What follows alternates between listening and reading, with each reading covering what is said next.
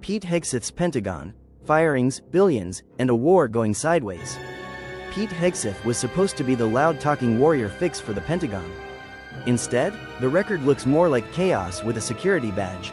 Top generals fired, sensitive war details splashed into signal chats, billions burned, and now, in the middle of the Iran war, the bodies are piling up, the budget is exploding, and the Pentagon is still playing musical chairs. Fact spine.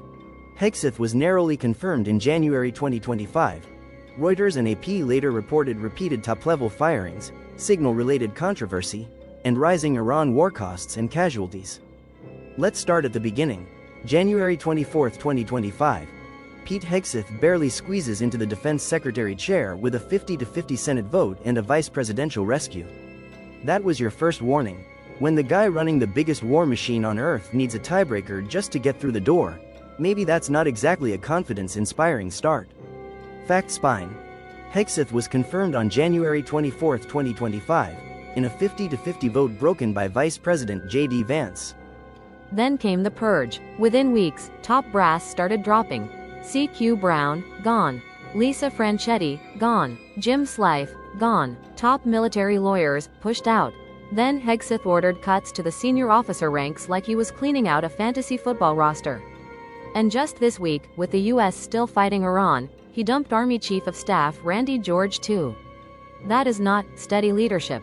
That is a Pentagon blender. Trump fired Joint Chiefs Chairman C.Q. Brown in February 2025. Hegseth announced removals including Admiral Franchetti, General Slife, and top military lawyers.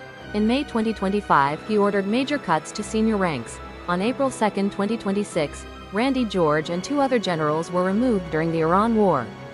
And because regular dysfunction apparently wasn't enough, Hegseth got dragged into the signal mess.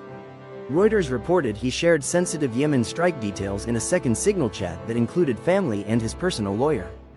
AP reported there was even an internet line in his office that bypassed normal Pentagon security protocols. Meanwhile, aides were getting shoved out in a leak probe, so while the Pentagon was selling discipline, the house itself looked like it couldn't keep its own doors locked. Reuters reported a second signal chat involving sensitive Yemen strike details. AP reported an unsecured, bypassing internet line in Hegseth's office. Reuters and AP reported aides were ousted in a leak investigation. Hegseth's budget story is its own circus.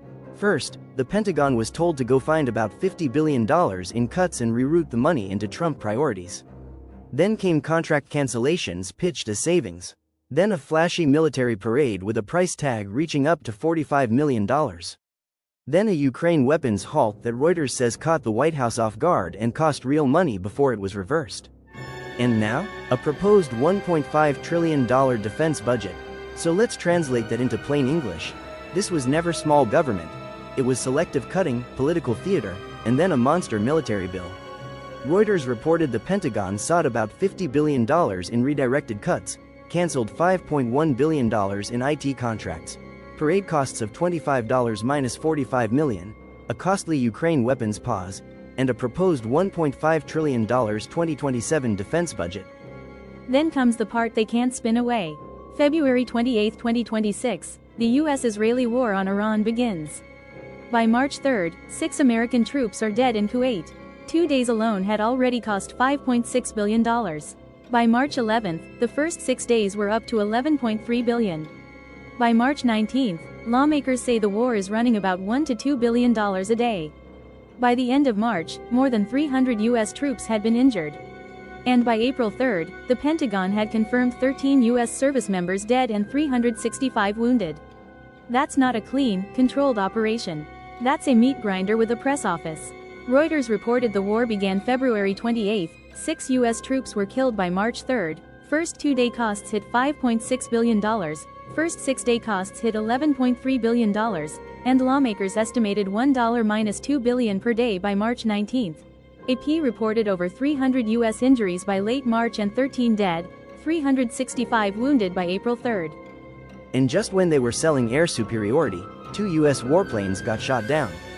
One crew member was rescued. Another was still missing as of April 4. AP said it was the first time in over 20 years that US military jets had been shot down by enemy fire. Meanwhile, the broader war has killed thousands, wounded tens of thousands, displaced millions, and helped shove US gas prices over $4 a gallon. So the sales pitch was strength. The result looks a lot more like escalation, blowback, and a very expensive mess. Reuters and AP reported 2 US aircraft were downed in early April, with 1 crew member still missing. AP reported the overall conflict had killed about 3,300 and wounded 30,000, with over 4 million displaced. Reuters and AP reported US gas prices climbed above $4 per gallon amid the war. So here's the verdict: Pete Hegseth didn't walk into the Pentagon and clean it up. He turned it into a churn machine. Fire the generals, shuffle the aides, blow up the budget, sell the war, and while all that was happening, the Iran conflict got bloodier, pricier, and harder to defend. That is the story: not strength, not discipline, not genius, just chaos in a suit with a flag pin. The public record supports a pattern of repeated firings, internal turmoil, escalating war costs, and rising casualties during Hegseth's tenure. It does not prove he personally caused each casualty.